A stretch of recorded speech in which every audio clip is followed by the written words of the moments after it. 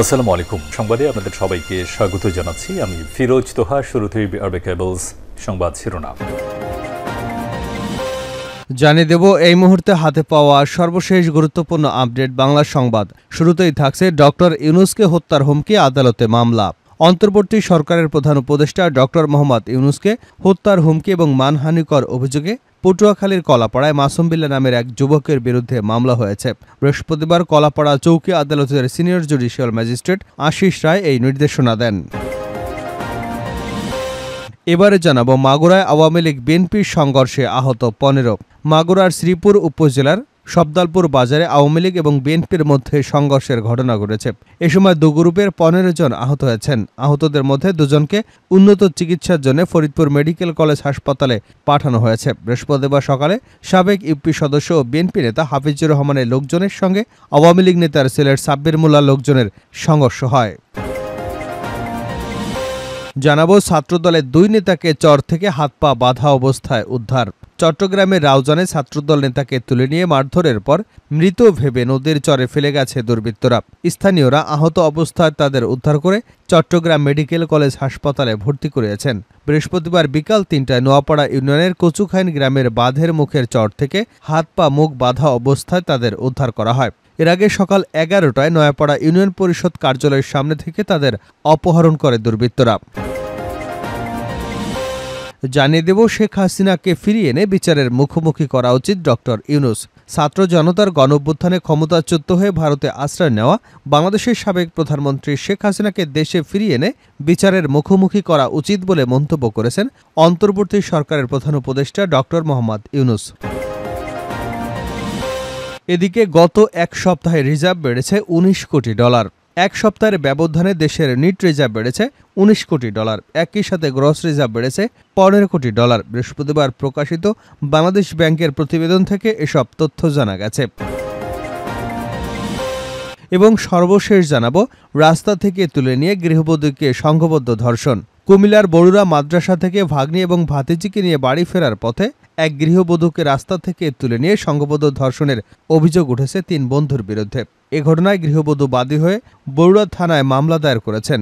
এ ঘটনায় একজনকে গ্রেপ্তার করেছে পুলিশ। বৃহস্পতিবার সকালে অভিযান চালিয়ে একজনকে গ্রেপ্তার করা হয়। এর আগে মঙ্গলবার দুপুরে বড়ুরা উপজেলার আড্ডা বাজারের উত্তর পাশের মালেক মাস্টারের বাড়ির পাশে ঘটনা ঘটে। বুধবার ওই নারী বাদী হয়ে নারী এবং শিশু নির্যাতন দমন আইনে মামলা দায়ের করেছেন। মামলায় অভিযোগ করা হয়েছে ওই গৃহবধূ স্বামীর বাড়ি থেকে বাবার বাড়িতে বেড়াতে আসেন কয়েকদিন আগে। ওই গৃহবধূর বাবার বাড়িতে থাকার সুবাদে আড্ডা এলাকায় অবস্থিত আল জামিয়াতুল আরাবিয়া মাদ্রাসায় পড়ুয়া তার ভাইয়ের মেয়ে এবং বোনের মেয়েকে মাদ্রাসায় দিয়ে যেতেন, আবার বাড়িতে নিয়ে যেতেন। মঙ্গলবার দুপুরে শিশু দুটিকে নিয়ে মাদ্রাসা থেকে ফিরছিলেন গৃহবধূ। এই সময় আড্ডা বাজারের উত্তর পাশে মালেক মাস্টারের বাড়ির পাশে সড়কে অটোরিকশার জন্য অপেক্ষা করছিলেন তিনি। তার দাঁড়িয়ে থাকা অবস্থায় অভিযুক্ত ৩ বখাটে এসে ওই নারীকে তার নাম পরিচয় জিজ্ঞেস করেন। পরে তার সঙ্গে থাকা ২ শিশুকে চকলেটের লোভ দেখিয়ে দূরে সরিয়ে দেন বখাটেদের একজন। এ সময় অপর ২ জন ওই নারীর মুখ চেপে ধরে জোর করে পাশের একটি নলকূপের ঘরে নিয়ে যান। সেখানে নিয়ে ওই ৩ বখাটে ওই ভুক্তভোগী নারীকে ধর্ষণ করেন। এই সময় ধর্ষণকারীরা তাদের মুঠোফোনে ধর্ষণের ভিডিও ধারণ করে ঘটনার কথা কাউকে বলে ফেসবুকে ভাইরাল করে দেওয়া হবে বলে হুমকি দেন। এতক্ষণ শিরোনাম শুনছিলেন, এবার বিস্তারিত। প্রিয় দর্শক, আপনি যদি এই চ্যানেলে নতুন হয়ে থাকেন, ভিডিওটি দেখতে দেখতে চ্যানেলটি সাবস্ক্রাইব করে আমাদের সঙ্গে থাকুন। আর এই ভিডিও সম্পর্কে আপনি আপনার মূল্যবান মতামতটি কমেন্ট বক্সে জানিয়ে দিন। আর হ্যাঁ প্রিয় দর্শক, জানিয়ে দিন ভিডিওটি কোথা থেকে দেখছেন। ডক্টর ইউনূসকে হত্যার হুমকি, আদালতে মামলা। অন্তর্বর্তী সরকারের প্রধান উপদেষ্টা ডক্টর মোহাম্মদ ইউনূসকে হত্যার হুমকি এবং মানহানির অভিযোগে পটুয়াখালী কলাপাড়ায় মাসুম বিল্লাহ নামের এক যুবকের বিরুদ্ধে মামলা হয়েছে। বৃহস্পতিবার কলাপাড়া চৌকি আদালতে সিনিয়র জুডিশিয়াল ম্যাজিস্ট্রেট আশিস রায় এই নির্দেশনা দেন।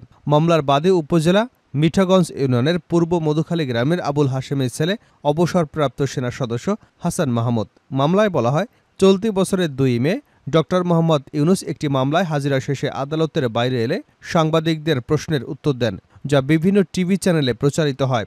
অভিযুক্ত ওই ভিডিও শেয়ার করেন এবং মন্তব্য করেন, আপনাকে দেখে মনে হয় আমেরিকার দালাল।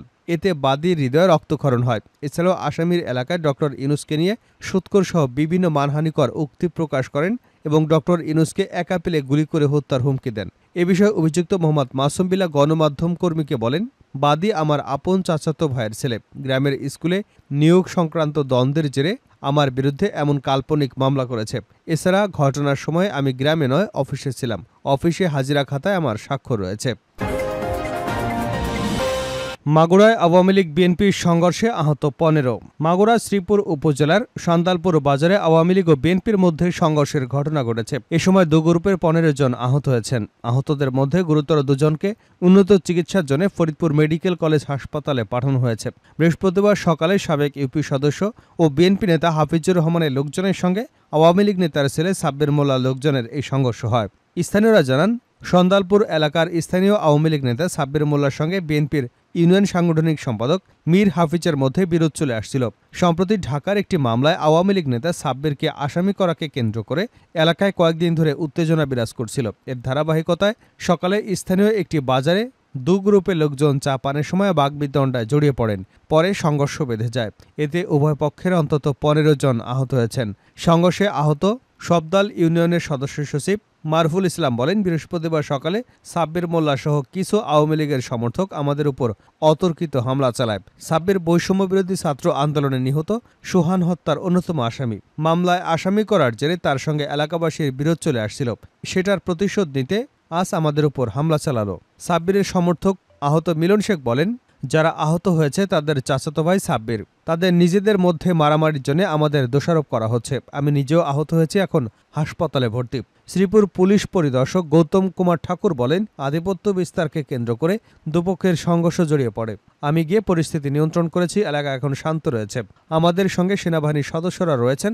অভিযোগের ভিত্তিতে আইনি ব্যবস্থা গ্রহণ করা হবে। ছাত্রদলের 2 নেতাকে চর থেকে হাত পা বাঁধা অবস্থায় উদ্ধার।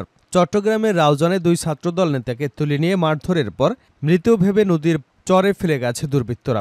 স্থানীয়রা আহত অবস্থায় তাদের উদ্ধার করে চট্টগ্রাম মেডিকেল কলেজে হাসপাতালে ভর্তি করেছেন। বৃহস্পতিবার বিকাল 3টায় নোয়াপাড়া ইউনিয়নের কাচুখাইন গ্রামে বাঁধের মুখের চর থেকে হাত পা বাঁধা অবস্থায় তাদের উদ্ধার করা হয়। এর আগে সকাল 11টায় নয়াপাড়া ইউনিয়ন পরিষদ কার্যালয়ের সামনে থেকে তাদের অপহরণ করে দুর্বৃত্তরা। তারা হলেন উপজেলা ছাত্রদলের সাবেক সদস্য সচিব মোহাম্মদ জয়নুল আবেদিন 32 ও ইউনিয়ন ছাত্রদলের সভাপতি সাজ্জাদ হোসেন 30। জয়নুলের বাড়ি নোয়াপাড়া ইউনিয়নের নিরামিষপাড়ায় এবং সাজ্জাদের বাড়ি কচুখাইন গ্রামে। মূলত রাজনৈতিক কারণে তাদের অপহরণের ঘটনা ঘটেছে বলে দাবি করেছেন বিএনপি নেতারা। তারা দুজন উত্তর জেলা বিএনপির আহ্বায়ক গোলাম আকবর খন্দকারের অনুসারী বলে জানা গেছে। তাদের অপহরণ করে মারধরের অভিযোগ উঠেছে বিএনপির ভাইস চেয়ারম্যান গিয়াসউদ্দিন কাদের চৌধুরীর সমর্থকদের বিরুদ্ধে।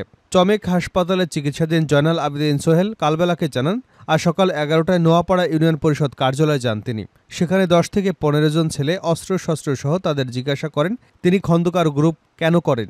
সেই গ্রুপ না করে তাদের সঙ্গে যোগ দেওয়ার প্রস্তাবও দেওয়া হয়, কিন্তু এতে তিনি রাজি না হয় গুলি করবার হুমকি দেওয়া হয়। এরপর অপহরণকারীরা হামলা চালিয়ে মাথা ফাটিয়ে দেন। পরে 11:30টার দিকে চৌধুরী ঘাটে নিয়ে যাওয়া হয় তাদের। সেখানে বিএনপি নেতা গিয়াসউদ্দিন কাদের এবং তার ছেলে শামির ও দুবাইয়ের মাফিয়া ডন জসিমের সঙ্গে ফোনে কথা বলেন অপহরণকারীরা। তারা সবাই গুলি করবার নির্দেশ দেন। জয়নুল আবেদিন সোহেল কালবেলাকে বলেন, আমাদের গ্রুপের লোকজন আমাদের খোঁজা শুরু করে দেয়। তখন তারা আমাদের চোখ মুখ এবং হাত পা বেঁধে একটি নৌকায় তুলে দেয়। ওই মাঝে আমাদের একটি চরে নিয়ে ফেলে রাখে। এরপর আমাদের কখন উদ্ধার করা হয়েছে তাও জানি না। আমার সঙ্গে তাদের কোনো পূর্বশত্রুতা ছিল না। আমি এ ঘটনার অবশ্যই আইনি ব্যবস্থা নেব। আহত ছাত্রদল নেতা মোহাম্মদ জয়নাল আবেদিনের বাবা শওকত হোসেন বলেন, অপহরণকারীরা এলাকার চিহ্নিত সন্ত্রাসী। তার ছেলেকে তুলে নিয়ে যাওয়ার পর মুক্তিপণ চেয়েছিল। টাকা না দেওয়ায় পিঠে জখম করে মেরে ফেলতে চেয়েছিল। রাউজান উপজেলা বিএনপির আহ্বায়ক জসিমউদ্দিন বলেন, ছাত্রদলের 2 নেতাকে রাজনৈতিক প্রতিপক্ষ নেতার নির্দেশে তুলে নিয়ে মারধর করা হয়েছে। এই হামলায় জড়িত সন্ত্রাসীদের দ্রুত গ্রেপ্তার করতে হবে। হাসিনাকে দেশে ফিরিয়ে এনে বিচারের মুখোমুখি করা উচিত ডক্টর ইউনূস। ছাত্র জনতার গণঅভ্যুত্থানে ক্ষমতাচ্যুত হয়ে ভারতে আশ্রয় নেওয়া বাংলাদেশের সাবেক প্রধানমন্ত্রী শেখ হাসিনাকে দেশে ফিরিয়ে এনে বিচারের মুখোমুখি করা উচিত বলে মন্তব্য করেছেন অন্তর্বর্তী সরকারের প্রধান উপদেষ্টা ডক্টর মোহাম্মদ ইউনূস। যুক্তরাষ্ট্রের প্রভাবশালী পত্রিকা নিউ ইয়র্ক টাইমসের ক্লাইমেট ফরওয়ার্ড শীর্ষক এক অনুষ্ঠানে করা প্রশ্নে ডক্টর মোহাম্মদ ইউনূস এমন মন্তব্য করেছেন। জাতিসংঘের সাধারণ অধিবেশনে যোগ দিতে যুক্তরাষ্ট্রে অবস্থানরত অধ্যাপক ইউনূস ছিলেন অনুষ্ঠানের আমন্ত্রিত অতিথি।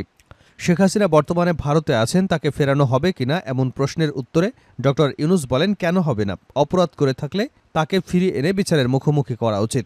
নির্বাচনের প্রধান উপদেষ্টা বলেন, কবে নির্বাচন হবে তার কোনো সময়সীমা তার কাছে নেই। সংস্কারের জন্য যে 6টি কমিশন গঠন করা হয়েছে তারা সামনের মাসগুলোতে সুপারিশ জমা দেবে। তারপর নির্বাচনের জন্য একটি তারিখ নির্ধারণ করা হবে। এক প্রশ্নের উত্তরে ডক্টর ইউনূস বলেন, নির্বাচনে দাঁড়ানোর কোনো পরিকল্পনা তার নেই। তিনি পাল্টা প্রশ্ন করেন, আমাকে দেখে কি মনে হয় আমি নির্বাচনে লড়ব? গণপিটুনি বা মব জাস্টিস নিয়ে প্রশ্ন করা হলে অন্তর্বর্তী সরকারের প্রধান উপদেষ্টা বলেন, এ বিষয়ে আপনারা বাইরে থেকে অতিরঞ্জিত খবর পাচ্ছেন। যা ঘটেছে সেটাকে বাড়িয়ে বলা হচ্ছে। বিদেশি সাংবাদিকদের বাংলাদেশে আসার আমন্ত্রণ জানিয়ে তিনি বলেন, আপনারা নিজে চোখে যেটা দেখবেন সেটাই রিপোর্ট করেন। বৈশ্বিক উষ্ণতা প্রায় শিল্পায়ন যুগের চেয়ে 2 ডিগ্রি সেলসিয়াসে বেশি যেন না বাড়ে, সম্ভব হলে প্রাক শিল্পায়ন যুগের চেয়েও 1.5 সেলসিয়াস এর বেশি যাতে তাপমাত্রা রাখা যায় তা নিশ্চিতে ব্যবস্থা নিতে 2015 সালের প্যারিস জলবায়ু সম্মেলনে রাজি হয়েছিল দেশগুলো। এটাই প্যারিস চুক্তি নামে পরিচিত। ওই চুক্তি বাস্তবায়ন হলে বিভিন্ন দেশকে কার্বন নিঃসরণ ব্যাপক হারে কমাতে হবে, যা কার্যত হচ্ছে না। যতক্ষণ পর্যন্ত বিশ্ব বর্তমান অর্থনৈতিক ব্যবস্থায় আটকে থাকবে ততক্ষণ জলবায়ু পরিবর্তন সংক্রান্ত প্যারিস চুক্তি কার্যকর হবে না বলেই মনে করেন বাংলাদেশের অন্তর্বর্তী সরকারের প্রধান।